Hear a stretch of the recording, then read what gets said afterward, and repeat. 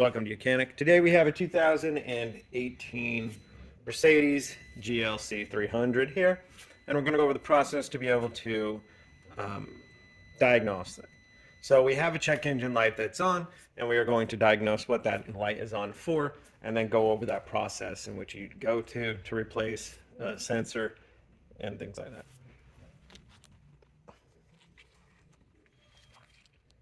So we have our UCAN-2 scanner hooked up to the vehicle, and we are going to check the code. So we have the key on to the run position, but the vehicle not running. And so we're going to go into diagnostic. We're going to select the Mercedes, the smart VIN. It communicates with it and comes back with our VIN number. And then it's thinking. We get into here, quick scan will scan every control module in the vehicle. It takes a little bit. Or we can just select control modules, and then we can hit drive, and motor electronics is the one that we want to look at. And then going to read the codes. And we have a P03000, which is storage/current. The output of the heater of the oxygen sensor 1 and cylinder bank 1 has an electrical fault or open circuit. So it's a 4-cylinder 2.0 engine, more importantly the 274, and so there is only one bank on this vehicle. So we only have 2 oxygen sensors, but we have sensor 1. If it says sensor 2, that would be the downstream. Sensor 1 is the upstream, and so we are going to find sensor 1 and how to replace that sensor.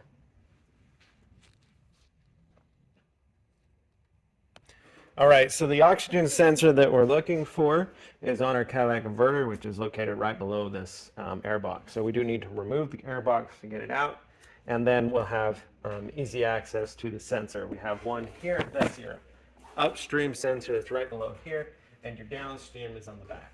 And so we can replace both of these sensors easily from the top of the vehicle. So just so you know.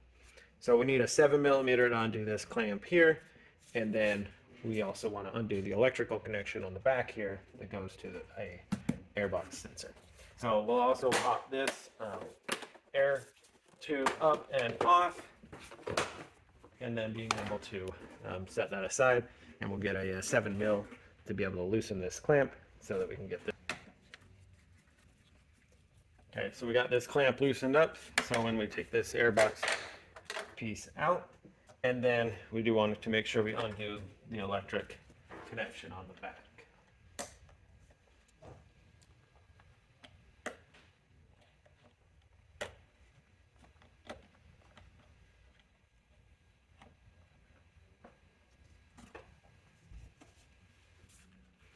So to get the space, we are going to undo the 225 screws to hold this airbox cover together. And we'll take the top of the airbox, and then we'll bring the bottom of the airbox out, which is held by a rubber clamp here. But this pipe here is fairly the tough plastic, and so we don't really have movement. Pop this cover, make sure we have all the access we ever want, and we'll undo those 225.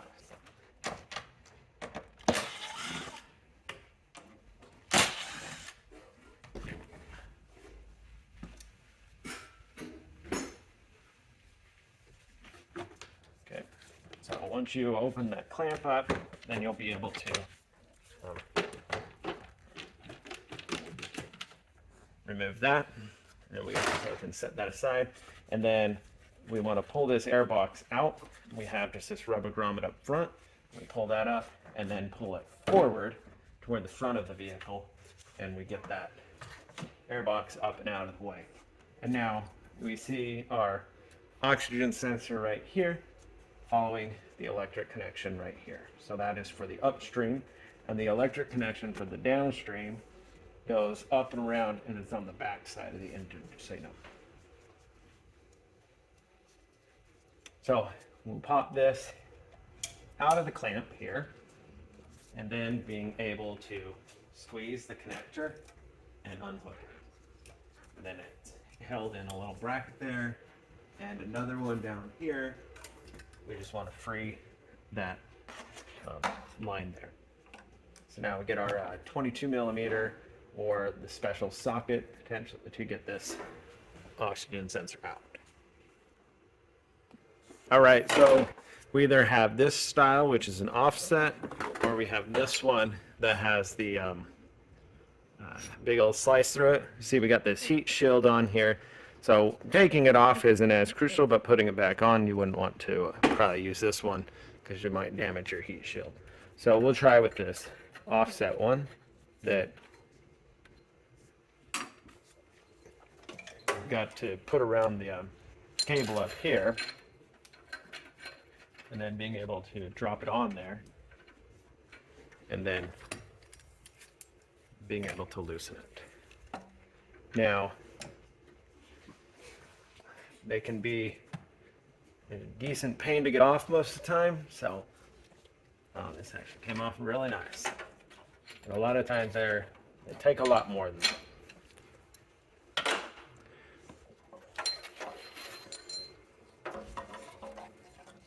And so we now have it loosened, and we can remove it.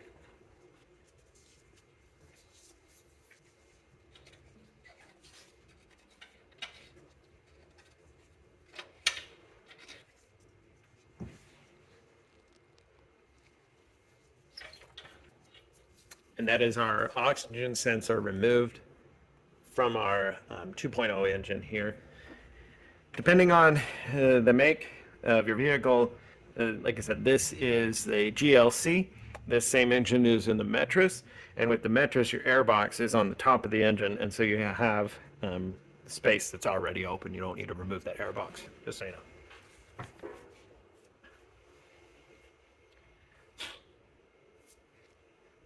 So in replacement of our oxygen sensor, we just go in the reverse order and being able to put the new one down in there and tighten it up.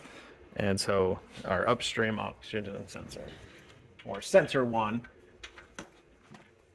and we just install it, and we're going to bring it hand tight, and then put a little bit of tape on it. That's all we got to do.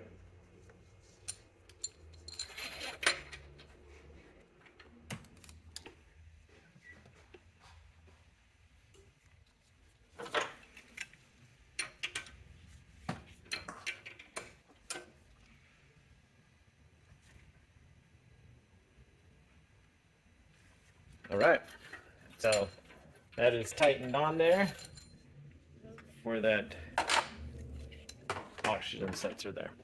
And so now we just need to run the cable back where it goes, back through there, and then it has a clamp that holds the wire over here. All of this is just to keep the wire from falling on the exhaust and then melting and causing an issue. Make our electrical connection here, and then being able to put this into the clamp that holds it on in place there. So we also need to re-put our airbox back in, and that's just lining the two grommets up on the back, sliding it backwards, pressing it down, get our cover for our airbox.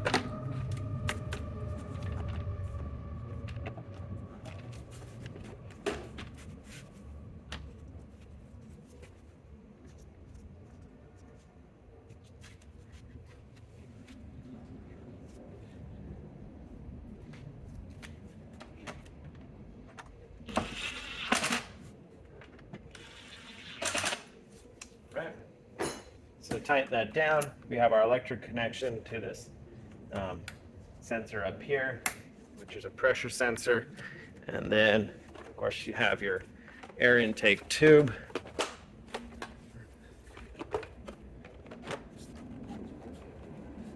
Install that, lock it all into place, and then you can put your cover back on, and now we need to clear the code out with our scan tool, and then all right, so back over here again, we have the key on in the run position, but the vehicle not started, and we've replaced the sensor, and now we can go ahead and clear that code. Erase, code will be cleared, and we can hit OK. And it does a scan again, and that's why it's telling us that there's no issues found. Even if we push this, it's saying that there's no faults. So now start and run your vehicle, drive it like you normally do, and make sure that that code doesn't come back. If so, depending on what it is, you might have an exhaust leak somewhere on your exhaust system there.